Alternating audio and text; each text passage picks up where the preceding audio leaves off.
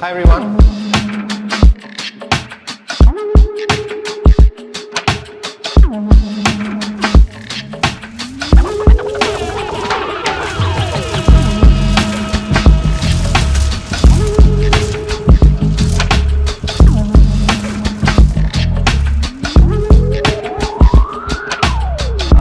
I'm Shreyas. I'm the founder at ownpath, and today we have Ben, all the way from the UK. We caught him right in time before while he's here. Ben, can you maybe quickly introduce yourself, and then we can I'll explain the format as well. Yeah, sure. So I'm Ben. I've been a UX designer in some form for 17 years. I was a UX designer before we even called it that. What was it called before? Information architecture. That was what we used to call it. Yeah. And I ran my own agency for a while. Then I freelanced, and then I joined an agency in Brighton, England, called Clearleft, and that took me all over the world. We pioneered a product that was called Silverback, which I'm sure none of you remember, but it was the first usability testing product that was cheap to buy. Before that point, you needed a lab. It was $2,000. And so we transformed, almost every company in the world that was doing UX was using our products. Later on, I became known for conversation design, so voice and chat. I used to teach for O'Reilly around the world, and I ended up teaching people at NASA conversation design. And then more recently in my career, I did product and design at Babylon Health, which was the sort of biggest health startup in Europe for a while. And then more recently, I've been doing kind of remote leadership roles. So that's why I'm in India. I've started working for Loop Health as a design leader. Yeah, and that's me. Awesome. And Ben also is the author of this really nice book that I've been reading this week in preparation to talk to him. Death by Screens. A nice fun fact that Ben told me about this book is the cover of this book is not digitally designed. It's actually posters photographed, and you can even spot shadows if you sort of look close. So Ben has one copy to give away today. So we figured that maybe Ben's, whoever asks a question that Ben really likes gets that copy. So you'll have to pay attention now. and by the way, this book is not available as paperback in India. So I got the Kindle version. I actually didn't know that. I'm so sorry. But you can buy it on Kindle. If I'd known that, I would have loaded up my suitcase. So if you want the only available paperback version in India, you'll have to ask a good question. So there you go.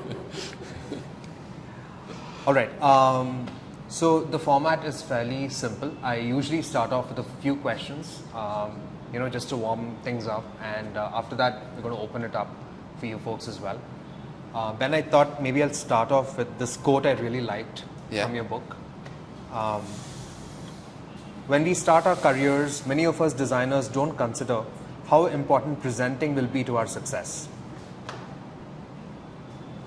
Most of us get into this field because we like the quiet, solitary tasks the best. The creativity, the moments of personal inspiration, hours spent in solitude, perfecting some idea on screen. But as Mike Monteiro reminds us, design is a job. Presenting is a part of that job that very few designers get to avoid if they want their ideas to reach the world. So I thought that was really great. And can you talk a little bit about the motivation behind this book, right? And especially what got you to really sort of sit back and say, you know what, this book needs to be written?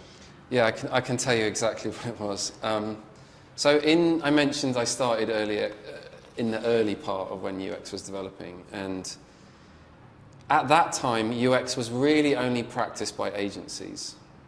So what that meant was that if you were a UX designer, in general you were having to sell and communicate not only the work but also what is UX. Now what that means is that a lot of my generation of UX designers had to be great communicators. If you were doing that job, you had to sell the idea, you had to sell the work. And what I noticed running large design teams up to 100 at Babylon was that there was a younger generation who would do a course, learn UX. They could be great at designing things, but then they'd never had the chance or the experience to be a great communicator, because often they're just going straight into a product team, and the only people they're really communicating with are engineers, and they're people they work with every day. So it's never like high stakes. And my argument for like why you should learn high stakes is because it's one of the best things you can do for your design career. Learning how to craft a really great story and really excite people and persuade them about your design, it has a kind of compound effect on you as a designer. And my argument is basically that you can't learn that stuff in the low stakes as easily. If you're just dealing with team members every day, it's great, it's casual, and that's the way most design should be done, but then you don't get to learn how to be a really fantastic communicator. Yeah. So my book is kind of I sometimes call myself a designer-saw, because I'm old school. I'm like, learn these skills, they're really important. I know you don't need them every day, but they're really important. Yeah. So maybe you can start with some of the common mistakes that you've seen, right? Yeah. Among presentations. I think one thing that you obviously talk about in the book, which I've also seen quite a bit, is using the same presentation for reading Yes. as presenting, right? So that sort of ends up with a lot of text on the presentation, Yeah. Whereas my attention is mostly towards the designer and what they're saying, Yeah. right? But can you maybe talk a little bit about what are the common mistakes that you see, and what should designers keep in mind? Yeah, sure. So I think the most common, so the book is about, the title of the book is about sending people to sleep, right? If you're boring when you tell somebody important about your design, you die on stage, that's an English expression, and they fall asleep and die, right? Everyone dies, right? So, but the most common mistake, and which is sometimes what causes the death, is what my friend Jane calls the real estate tour. So here's my nice landing page, look at all the lovely things we put on it. Here's the home page, isn't it busy? I know we have to please all the departments, and you're basically just talking about all the stuff that's on screen, okay? That's the most common habit. And it's understandable, it's your stuff. Often it's very last minute, right? All you've had time to do is move the mouse on Figma to hit present. Right, that's all you've had time to do. And then you just go through a series of screens and talk about all the stuff. And what the book teaches you to do is to tell a great story, to put the person listening to you into the mindset of the user. And the reason you do that is so that you can have a constructive conversation about the design, and not about all the stuff that doesn't matter, like why that button is on the left or the right, or, why it's blue, why the button is blue. You don't want that kind of design feedback. You want feedback on the stuff that matters to users.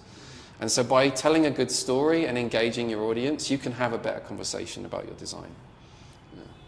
Right. And on the flip side, right, like what does great look like? What do great presentations look like? What are some common traits you've seen in these presentations that you think designers can borrow from? Yeah, it's a great question. I think most of my inspiration about being a great communicator does not come from design. I think designers are naturally more inclined to do it well. Most organizations that I go into have terrible communication habits, and designers are usually better at it than most people. But I think that most of my inspiration comes from going to conferences around the world and actually watching people who weren't even really designers give really great talks, tell great stories, engage me in, empathizing with a problem that they were trying to solve for people, or starting with what I call an attention grabber. That's one of the methods I teach in the book. Like, you have to grab people's attention up front. That's the main job at the beginning, is to go, why are we here? And I'm going to tell you something that surprises you and makes you listen to me. And you will see this no matter what field it is. If you see experienced public speakers, they will often tell a micro story at the beginning that frames everything that comes after. And that's one of the things I teach in the book. I think, to answer your question more directly, I think one of the reasons that it's hard to do this is that this kind of presenting is never in public, right? unless you are around designers who are doing this really well, like, and are more experienced than you, there's almost nowhere to go to watch people do it really well, specifically for a piece of design. You have to be, in an agency setting to watch somebody do it really, really well, for example. And so, again, that's why, I put the book together to sort of say, hey, just do it this way. You'll learn a lot if you try my method. Yeah. Right. So I think one challenge I do hear a lot about is confidence, right? Like how do you have the right kind of confidence when you're presenting? Yeah. How do you sort of advise designers to build that confidence? I think in the book you talk about preparation being key. Yeah. But can you unpack that and how do you think designers should prepare for an important high stakes presentation? I mean, the book is essentially an end-to-end method. If you have a really important story to tell to high-level stakeholders, or if it's just really scary to you for whatever reason, you don't know the people you're presenting to, or it's a really critical piece of work, this book will take you throughout the whole process. But the confidence thing, I would say you need to look outside of, two things. The preparation is key, right? When I did research for the book, I interviewed people who'd had panic attacks in the middle of a presentation because they were underprepared and had to literally leave the room. That was a really common story, like just being so scared. And kind of being underprepared is probably the most common problem, right? Just having to make it up on the spot, or your friend, your colleague is sick and then you have to do it instead. Like that was a kind of a common story.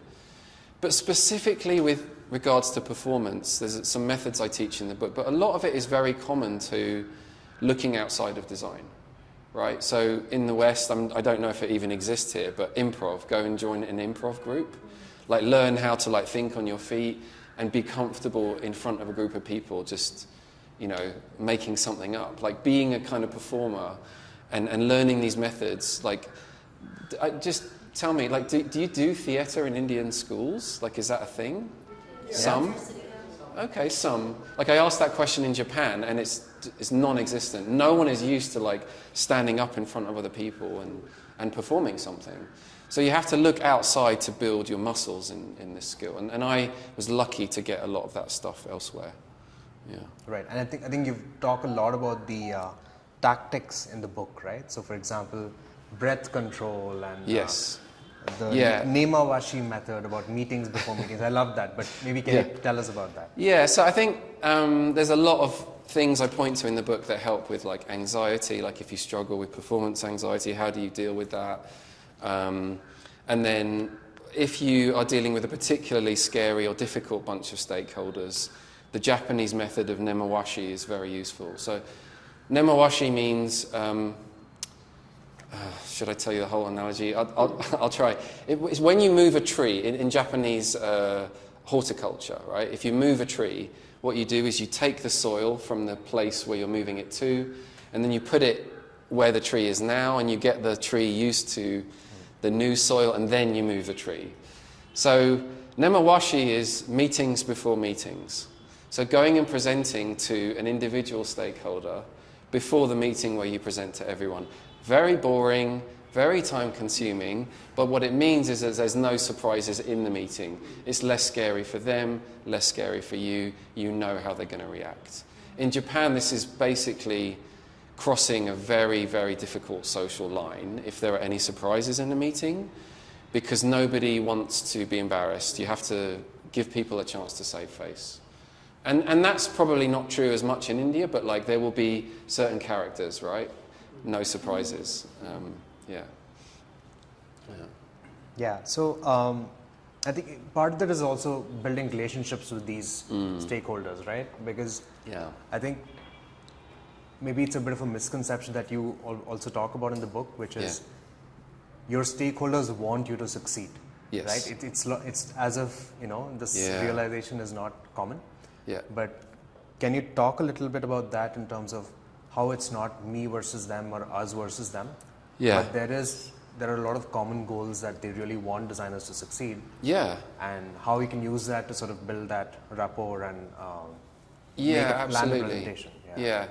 I think so. One of the things I coach my design teams on is not to think of us and them. It's really easy for designers to get into an us versus them mentality. And I think the reason for that is entirely unavoidable, right? Which is that our work is so much easier to judge than anybody else's, right?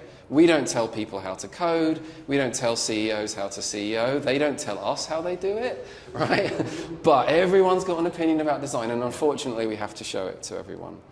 So one of the things I say in the book is that, like, if you're presenting, obviously sometimes presenting is necessary by circumstance, but actually a lot of it is about building relationships outside. And one of the things that I used to do as a consultant very often was I would just create physical spaces. And I would much rather have somebody come over and I would explain something that was rough on a wall when there's 5 minutes at lunchtime than actually book a meeting and present to them formally. But one of the reasons I wrote the book is, like, sometimes a presentation is unavoidable, right? Is you're not in control of your contact with those stakeholders. Does that answer your question? Yeah. Yeah. So I have a few more questions, but maybe I'll do one more and we can open it up. Yeah, sure. And sort of to go deeper on the stakeholder thing, right? Let's say a designer has read your book, made the presentation, and is trying to get feedback. Yeah. How do you advise them to get the right kind of feedback, especially in the face of criticism, and not sort of drown in that, but actually get the right insights so they can iterate from there? Yeah, so it's two things. Like, a lot of what I'm teaching about the storytelling is setting up the conversation. You're framing the right kind of conversation you want to have. So even though you're not saying it explicitly sometimes, like, don't comment on the UI or the visuals, by telling a good story, you're setting them up to have a conversation about how the user is feeling, what effect that will have on business results and so on. And you'd want to talk about the behaviors of a user, not, you know, their opinion about your layout, you know. So there's that. But then also, like, one of the things I deal with towards the end of the book is that when you're facing difficult feedback, one is it's an emotional challenge, and I've got some tools in there for dealing with that. But also, it's one of the rare circumstances where you have no time to respond or to think about it, right? You can't Google it when you need to give an answer, right? Somebody says, oh, you know, this is terrible. Why have you done it this way? You have to come up with an answer right then. So what I did in the book is that I thought about all the responses that I've used, and then I tried to create, like, what you call mnemonics, right? Like simple ways to remember. So, like, delay is one. You can say, can I get back to you on that? I want to give you a really good answer. I want to think about it, you know? And again, the stakeholders are usually on your side. They will accept that answer, right? So there's a whole bunch of responses.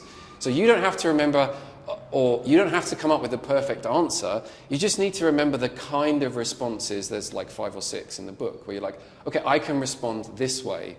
And it could be as simple as, I will delay this conversation, or I will determine what they really mean. That's one of the more complex methods in the book.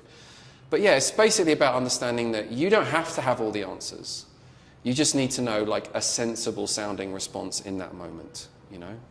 You can defer it, you know, that's, yeah. Yeah, sounds a lot like the Mark Zuckerberg antitrust trial. Yeah, exactly. Very deflected most of the questions. Yeah, absolutely. It's not about avoidance. That's just one of the examples I give. But let's just be real here. Like, one of the lessons, actually, this is the end of the book, right? Is practicing non-attachment to your work is very, very important. And this is essentially one of the journeys we all go on as designers. When we hit our 30s, we're a bit older, we realize it's not about us. They're not critiquing us personally. And the more we get into that more sort of semi-spiritual mindset of recognizing that we are not in control of the world, the better we will respond to negative feedback, by not attaching ourselves. I get it, I've been there. It's really emotionally difficult when somebody criticizes your work. I will say, one thing about this, though, I've noticed, and again, I'm going to generalize, and I don't know how true this is, but I've noticed that Indian culture is a little bit more comfortable with conflict than other cultures. You're a bit more willing to have a slightly kind of robust discussion than some other cultures I've worked in. And I think that's kind of healthy, in a way. I think even that conflict depends on an underlying layer of respect and trust. Totally, and hierarchy and all these other things that I don't understand, totally. But I've noticed that it's actually kind of healthy in a way. Yeah. Right. Actually, on that note, maybe I can read one more quote from your book, which you end with, which I really like. No matter how well we design or communicate, products are a collective act. We don't own them. Yeah. We must try our hardest to make things right and then be prepared to let go when things go wrong. So I think this is what you talk about. Yeah. Cool. So we can open it up for questions. I do have some more, but yes. Yeah. Maybe you can just say your name and then. Sure, yeah. Hi everyone, I'm Fuzz. And so the problem that I face usually with my clients is I'll communicate something with them, but they don't communicate as well what they feel about the work or about the brief. Even the brief sometimes they'll miss like very important points. For example, the most recent piece I did, after we presented everything to them, they said, oh, by the way, Vastu was really important, so none of this works. And I was like, oh, thanks. That's great. Can I communicate with you that this costs extra? Yeah. You know? But, so is there anything, because it's like, I can help you if you help yourself kind of thing. Yeah. So is there any, like, advice, a piece of advice that you have to help the client also work with you in tandem? Because sometimes it's like you're fighting. Yeah. Yeah, no, I get that. And most, as you've identified, most organizations are terrible at communication. Yeah.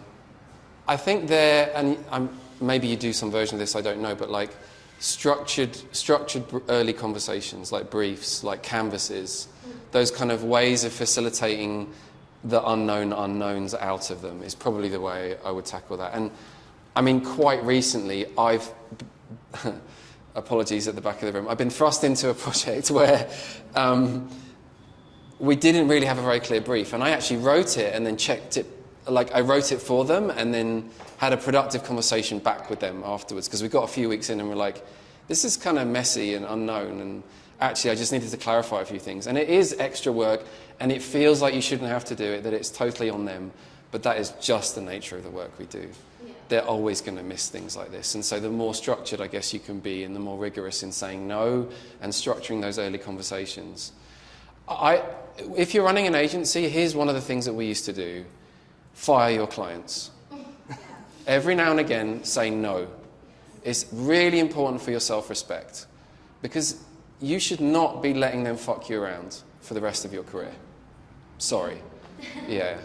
It's healthy. Sometimes with clients, they respect you more for saying no, you know? Yeah.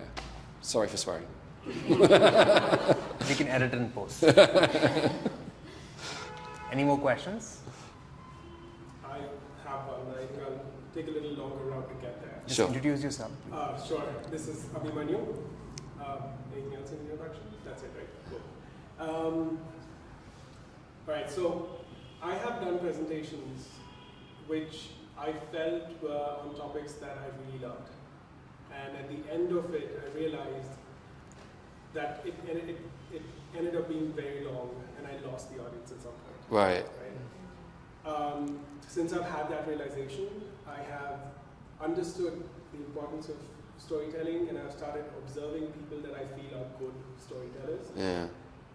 But I don't know if my brain is more analytical than creative, because I'm not able to figure out what makes them tell those good stories. Yeah. And the last bit of the question is, I remember when I was a kid in school, Yeah. we had this artist that came, and he was going to paint with oil paints.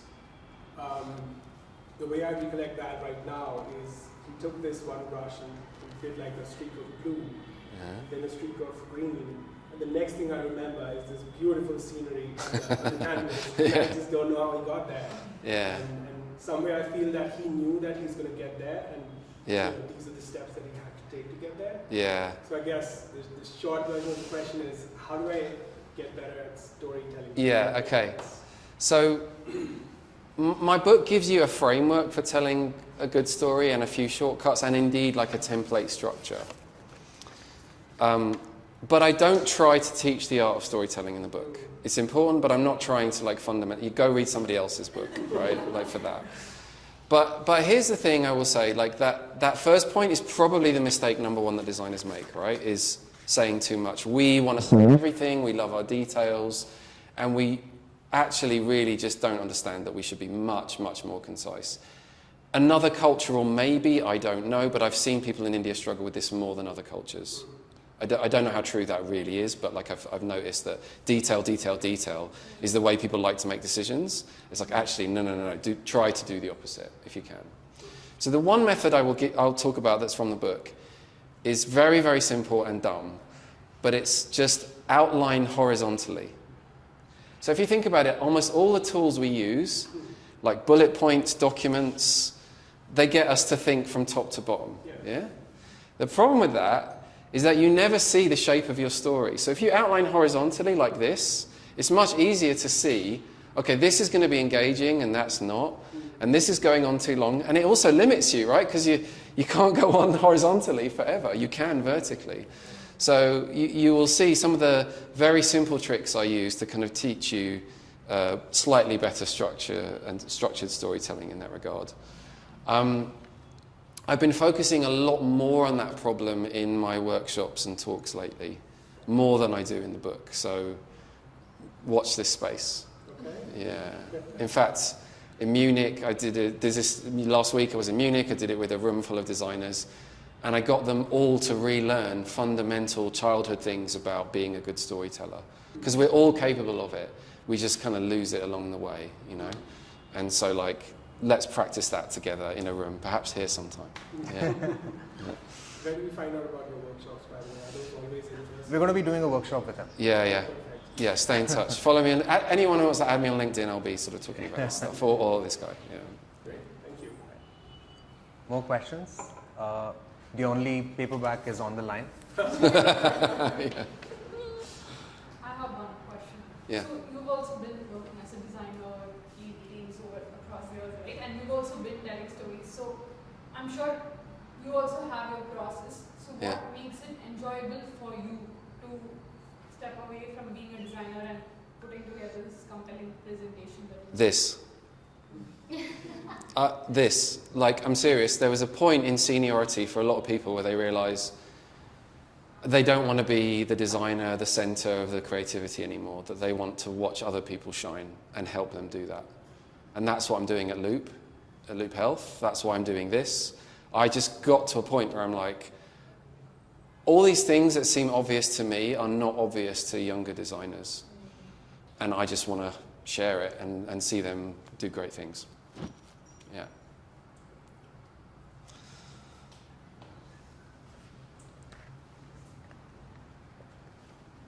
Questions?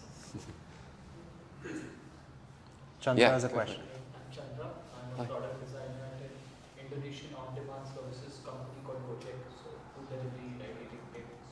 Yeah. Now, one of my big challenges as a designer is that the kind of industry that I work in is by necessity not. So normally when you're in a tech company, right, you'd be expecting to be presenting to product managers, developers. Yeah. You'd be presenting to, say, marketing or sales.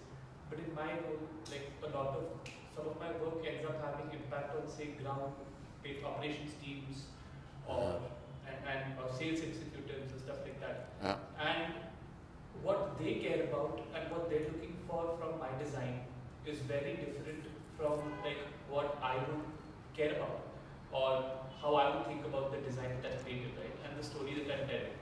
And a frequent challenge that I faced was essentially when I'm presenting something that impacts the work that they're doing or creating or that creates a new process for them to follow. So I sometimes worry that I don't kind of convince them from better or that the language I'm speaking and the points I'm emphasizing aren't the points that they necessarily care about. Yeah. The problem is a lot of the time there's so many different stakeholders and they want so many different things. Yeah.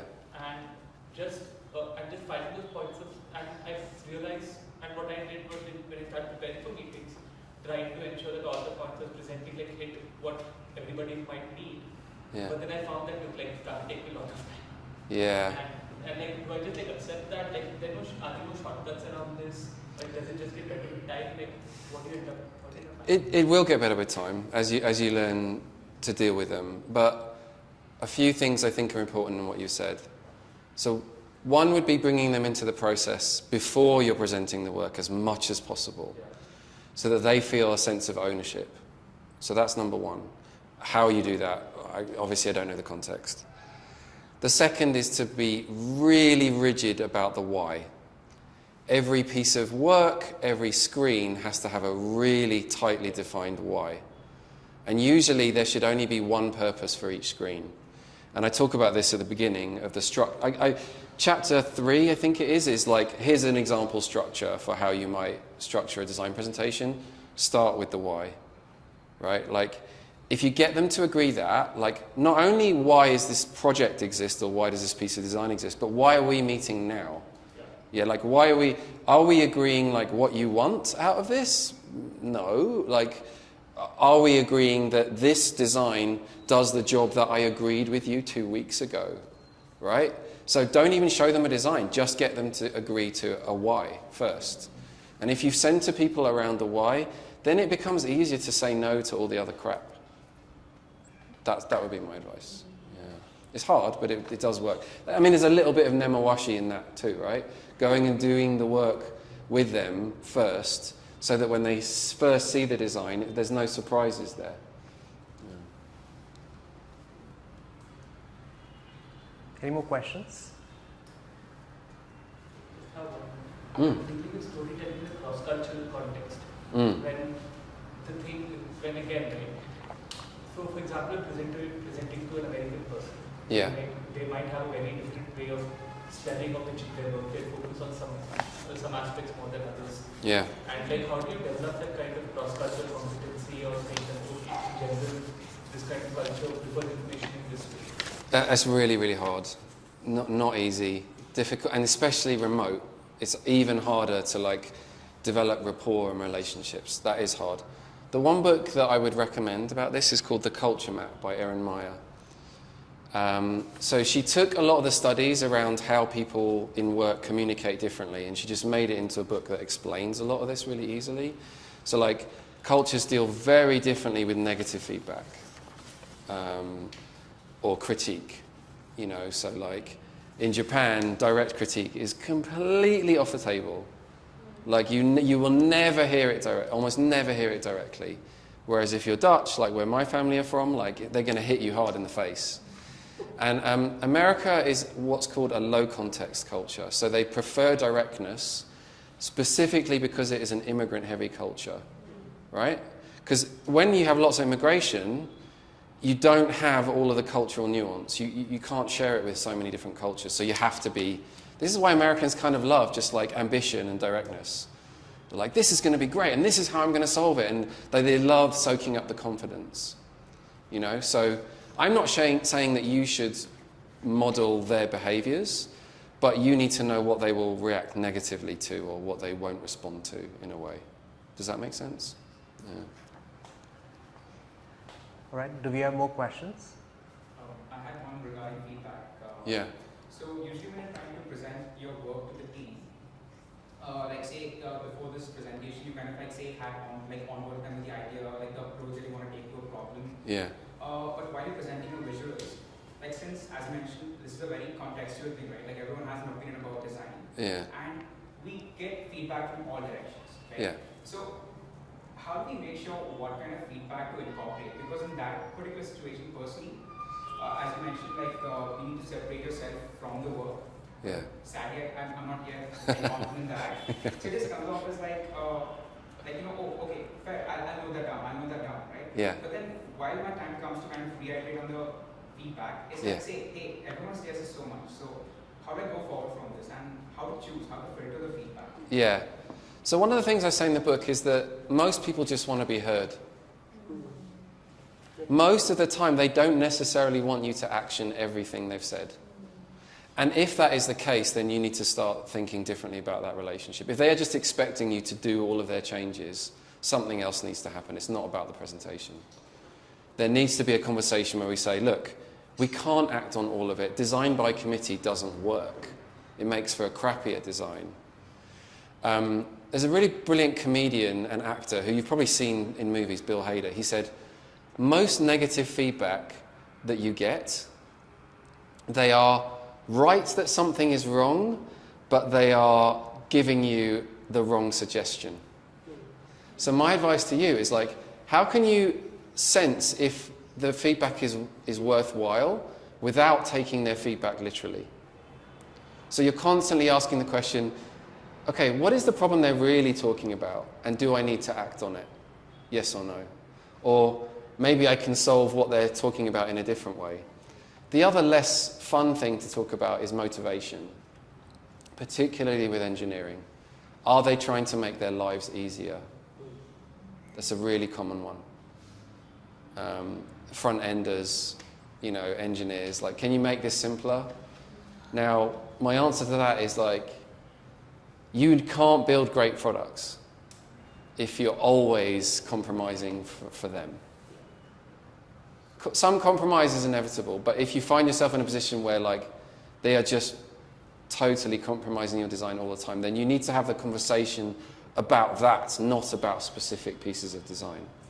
So, do you realize that everything that you're telling us we have to respond to, and that's compromising the business goals? Not forget the user, like you're compromising the business goals when you do that. So how can we change that relationship? How do we change that conversation so that it's more collaborative? Yeah. I want to ask you about some really powerful techniques that you think designers can use more often in presentations. One thing that I've definitely felt really influenced by when designers have presented to me is when they bring the user into the conversation. Yeah. Right?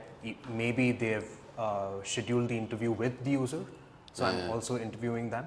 Yeah. Or they show me what's happening with this particular user, because it's just so easy to build that kind of empathy, right? Like, hey, this is what's actually happening, and it's happening with this person who is our customer. Yeah. Right? But I'm just curious, like, what is some let me powerful connect that techniques? question, Yeah. right, with this one.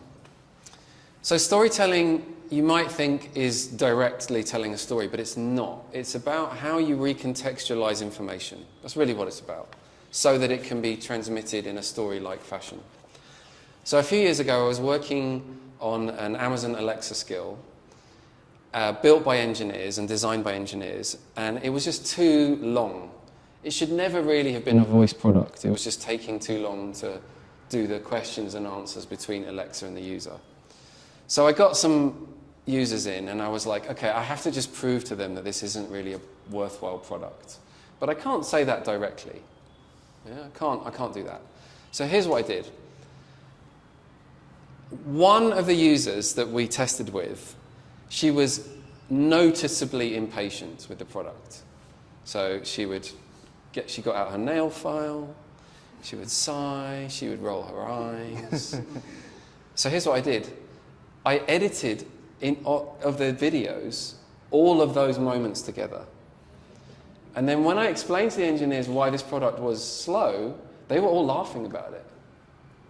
They could understand that this was the problem. They were watching this person experience this really terrible product, and they were like, oh, I get it now. So it's about like taking that one detail. You know, in Inception, you've all seen Inception?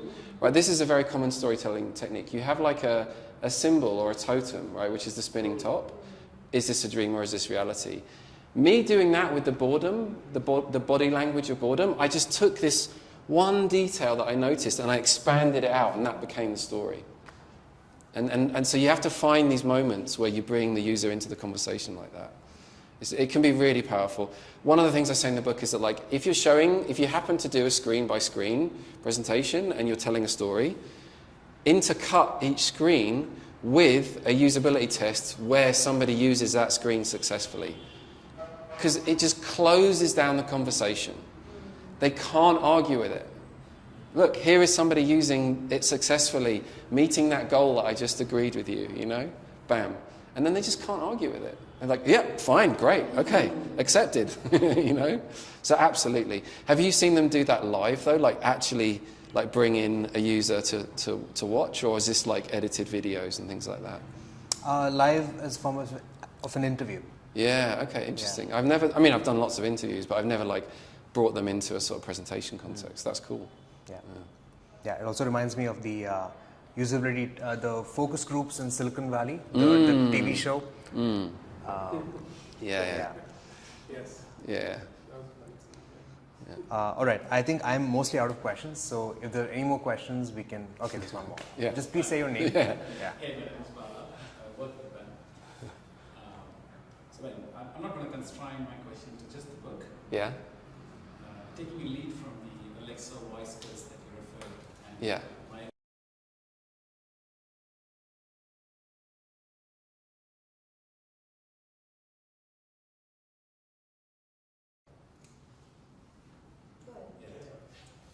given that I'm aware that you did some good amount of work in voice UI Yeah. and the framework you built to test some of the Alexa stories. Yeah. And then the workshop that back in 2019, a Norway workshop with some of those great designers moving into this, the science fiction movie setup. What is the Zube workshop?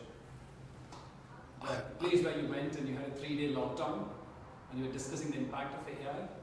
Oh God, what? I've forgotten what I did now.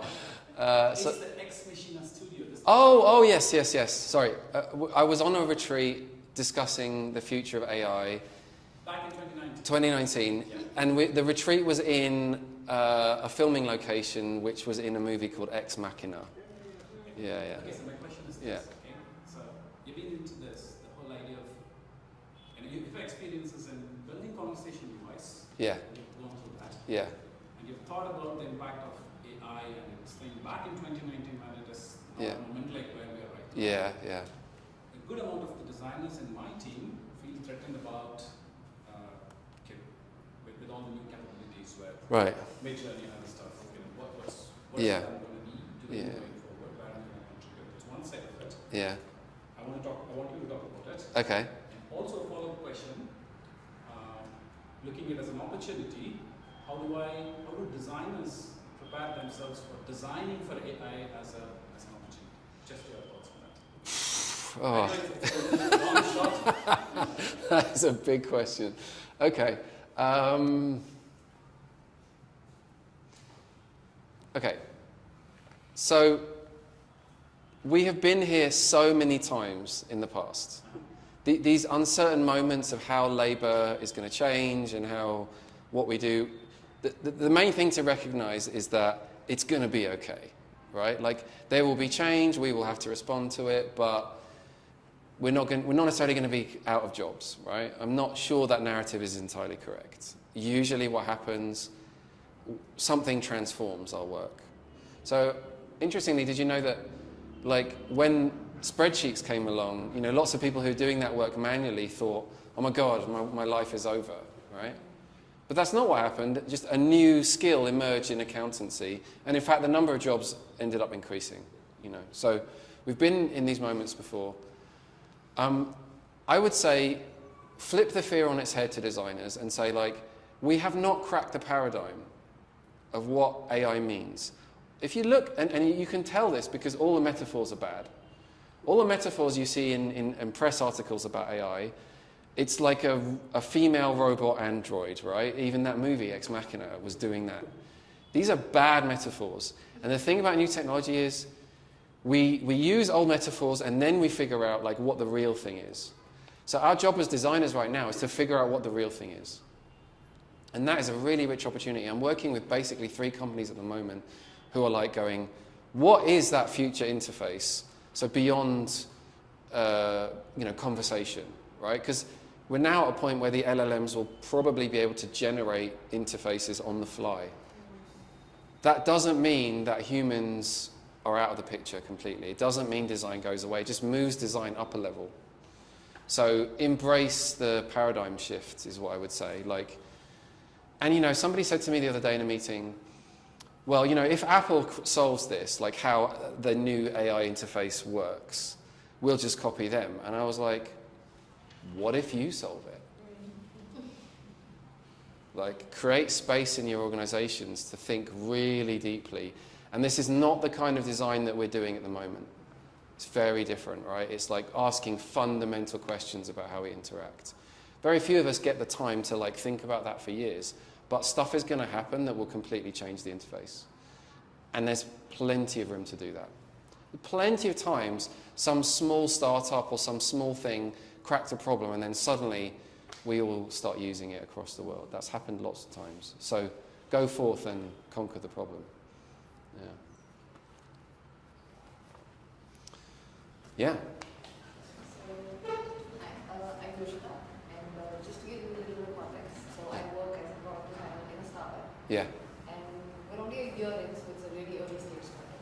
Yeah. And the point about feedback was the thing. So Yeah. let's say you're getting some sort of feedback. Yeah. And it's not essentially about design per se. So Yeah. because we're early stage and they want to keep the team very lean, it's usually some of the tech guys doing support work. Because we know the product better and we're at least able to understand what exactly the user wants. So Yeah. support calls are done by us itself. Yeah.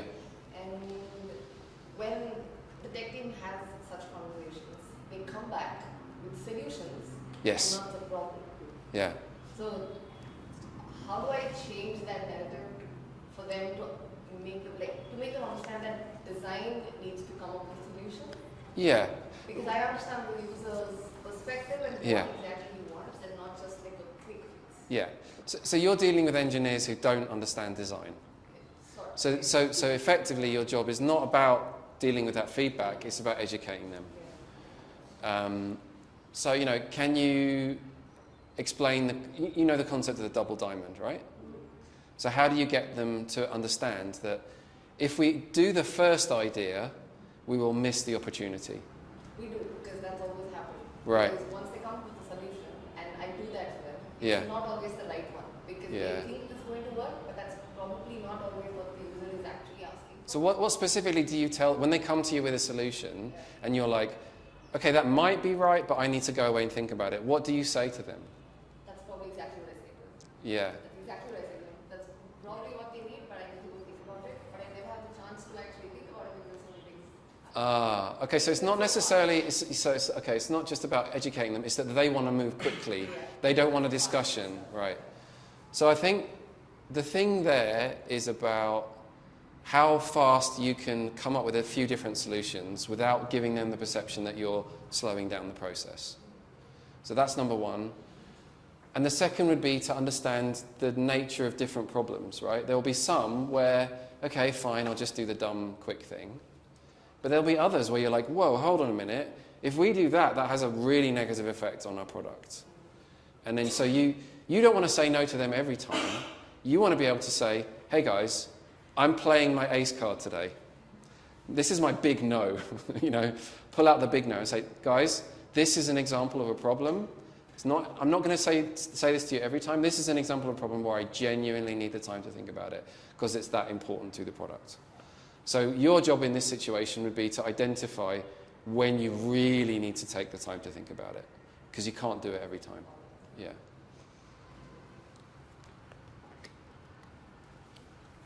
Any more questions? All right. Do you know who you want to give the book away to? Oh, man. I've forgotten all the questions. I'll give it to this guy. Oh, yeah, okay. Yeah, I think there are some skills that I'm not really teaching directly in the book, but that you should really, really be investing in. And not even just as a designer, right? But if you just want to have influence in life in general, figuring out good storytelling and that kind of thing is super, super important. And you'll notice this about really good leaders. They will come up with good analogies and good stories that help guide an organization. So if you want to lead, do this. Yeah. One final thing I need to say, I'm hiring at Loop Health. So if you want to learn more from me, let's talk. Yeah. There you go. No worries. All right, thanks everyone. We're going to hang around for a bit, maybe sure. for some tea. Yeah, and if you know folks who are looking for programs in design, product design, or we're also hiring designers as part of our design collective for multiple roles. So if you have friends who are looking out, feel free to reach out. And yeah, thanks so much for coming over. And we'll be doing more of these, so hopefully we'll see you soon again.